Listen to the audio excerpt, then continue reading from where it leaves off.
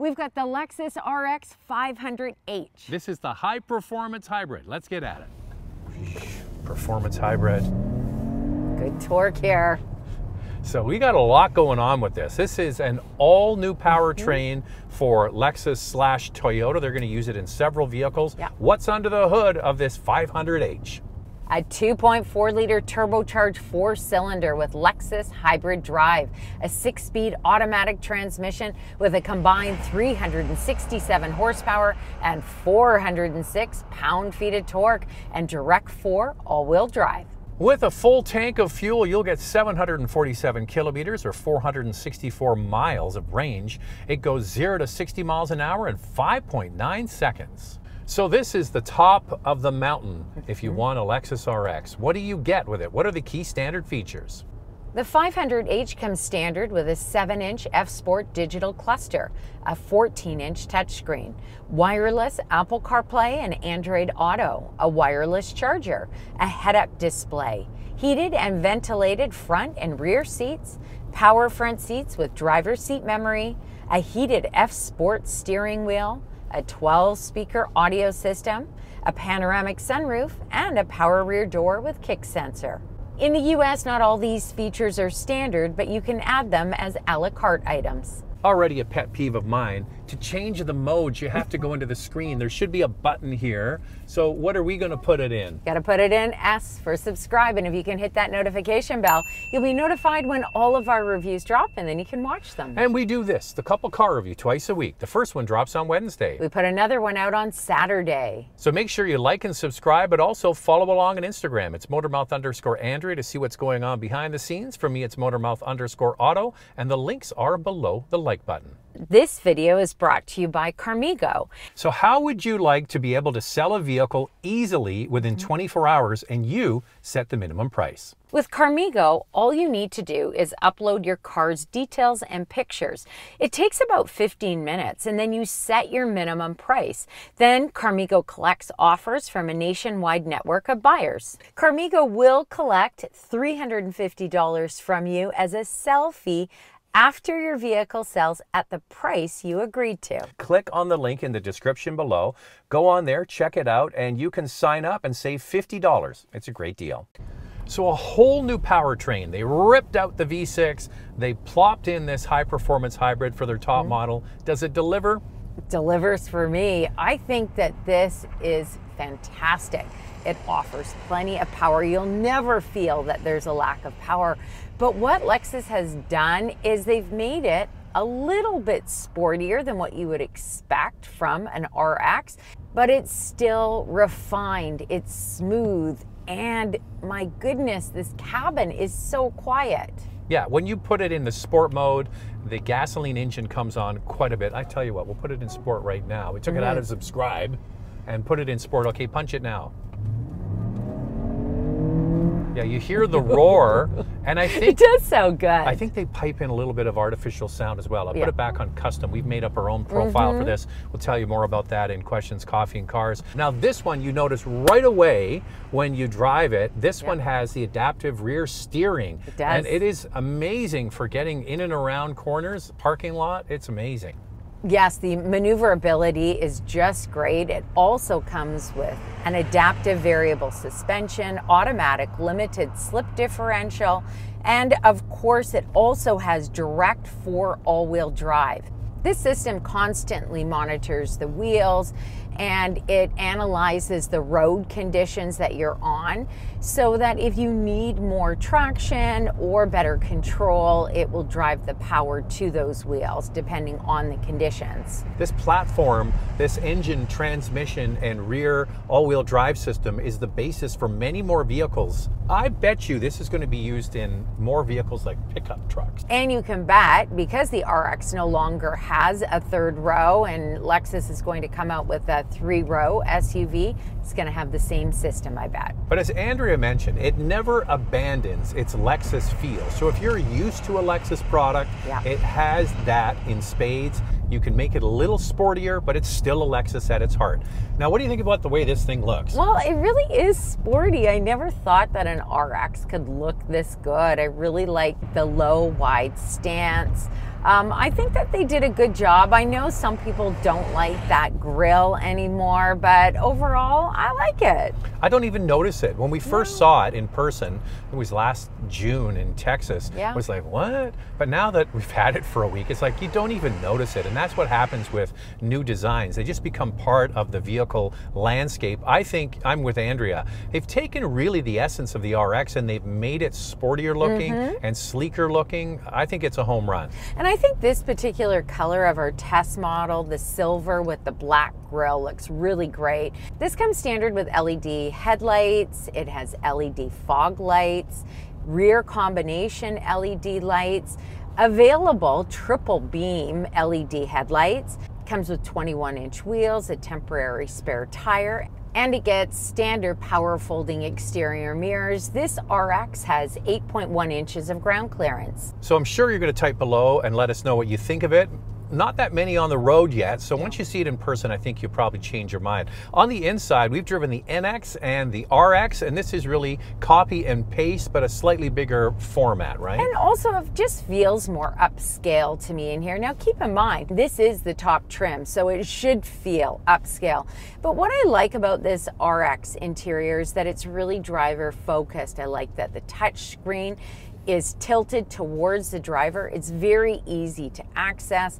It's got the Lexus interface, which is intuitive to use, but at times can have some issues with wireless Apple Carplay and Android Auto being slightly glitchy. We've done a bunch of cars back to back from Toyota and Lexus, and this new wireless system is not perfect. That's one of the biggest problems for all manufacturers, is figuring out connectivity, and it doesn't feel like Toyota and Lexus have got that nailed right now. And this comes with a standard 7-inch digital cluster. Some are disappointed wanting a 12.3-inch digital driver display, considering the price point of this.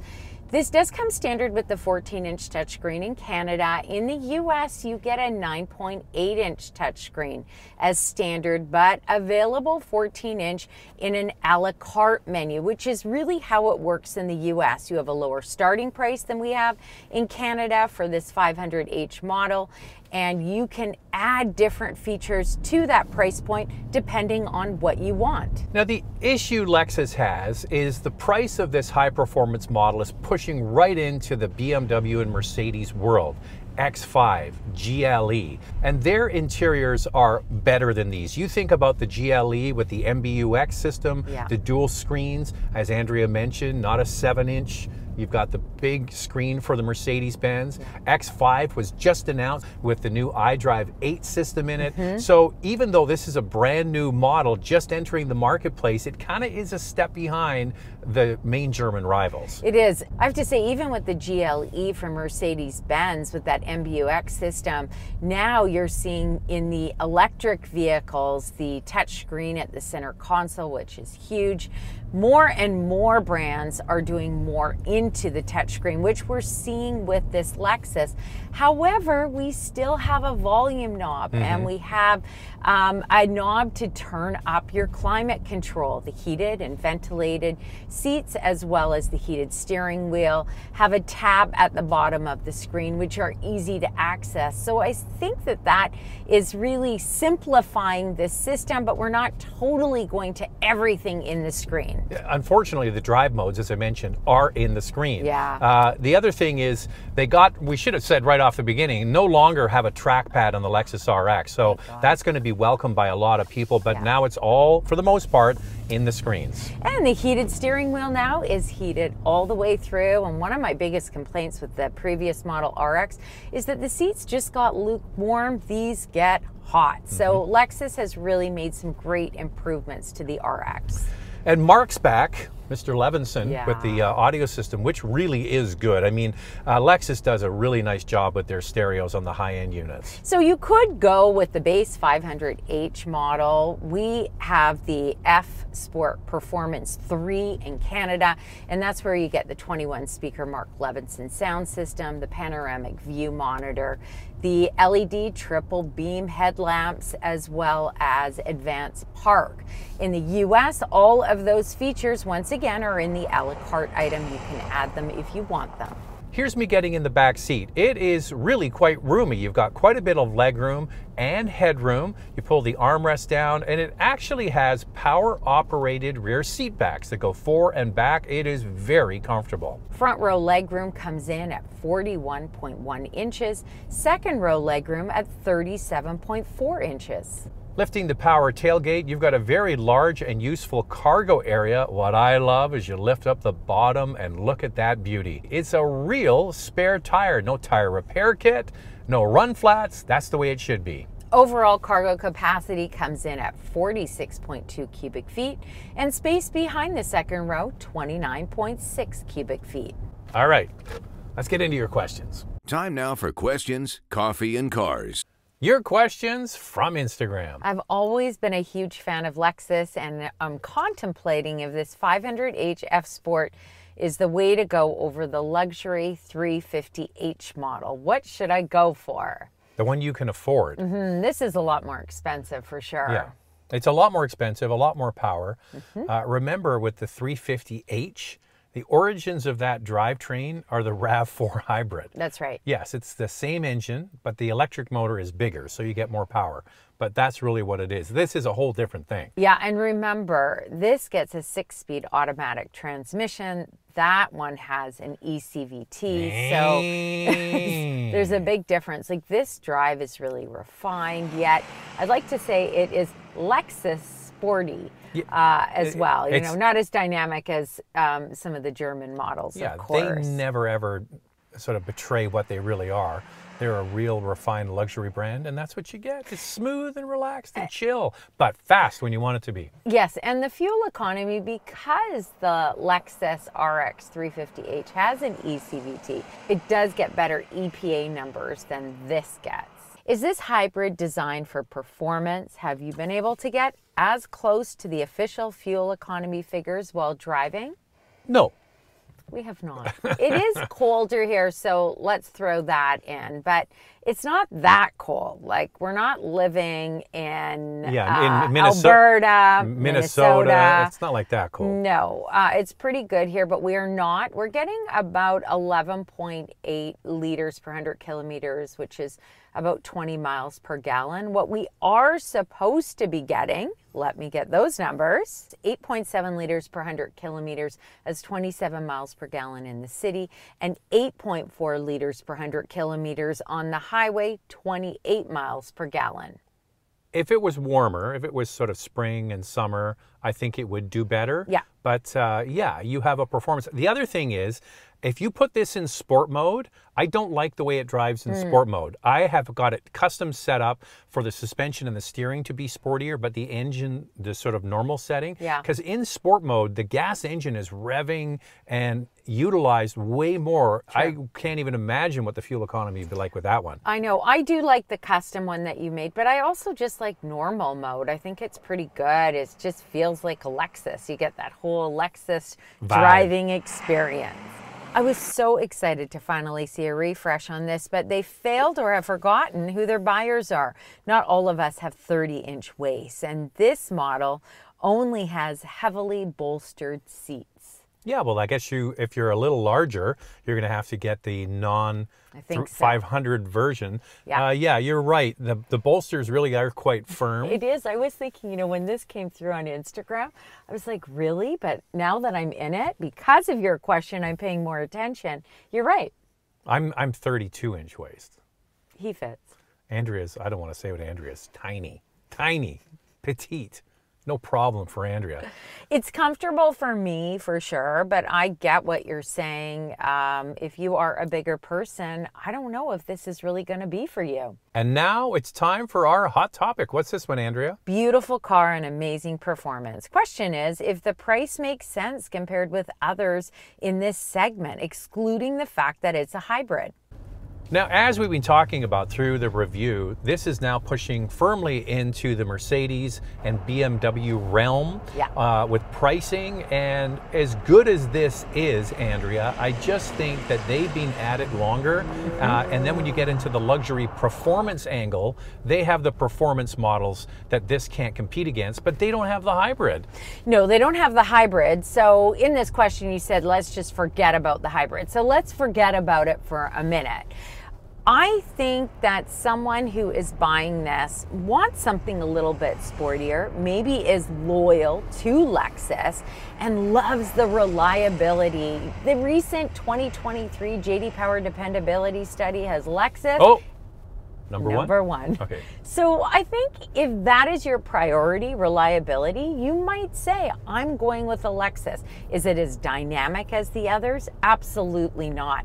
In fact, the BMW would be one of my favorites, or even the Porsche Cayenne in this category. Actually, the Mercedes-Benz that we drove without the air suspension, just the regular springs, they have the 48-volt mild hybrid inline 6-cylinder. That is really good, but I think the engine to beat is the BMW inline 6-cylinder in the X5. It just has been around for so long. They've been perfecting it for so long. They know what the hell they're doing. However, they are more expensive than this. And then let's bring it in, the hybrid. And it is a difference because this is a hybrid powertrain and it does get better fuel economy than those models that are strictly gas models, even with a 48-volt mild hybrid system. So I think that that is definitely something to consider. What are you looking for personally? If you're looking for something that's really dynamic and engaging, you won't find it here, but like I said, it is Lexus sporty. So can this thing tow? What's the warranty and more in our vital stats? Let's start with pricing. We'll do Canada first and then we'll move on to the US. The F Sport Performance 2 starts at just under $84,000 Canadian, and our test model, the F Sport Performance 3, is just over $89,500. In the US, just one trim, F Sport Performance, starting at just under $63,000. Here's the official fuel economy, 8.7 liters per 100 kilometers city, 8.4 on the highway. That's 27 miles per gallon city, 28 miles per gallon highway. This RX500h can tow 3,500 pounds. Lexus offers a warranty of 4 years, 80,000 kilometers, or 50,000 miles. In the United States, complimentary maintenance is covered for 1 year, or 10,000 miles. Now, usually we do 4-year consideration, but nobody else in the premium space has a pure hybrid like this. No. So this is it. So what we're going to do now is lightning round. 2 things we like to see improved. Well, I just love the way that this handles. I think that Lexus has done a really good job with this sport model. I like the styling. What I'd like to see Lexus do is take the glitchiness out of this infotainment unit, maybe with a software update. Now, this interior, as good as it is, really isn't at the same level as the Germans. A Lexus that's sporty, a hybrid that's sporty. You got to check this one out. Coming right after the Germans. Look out.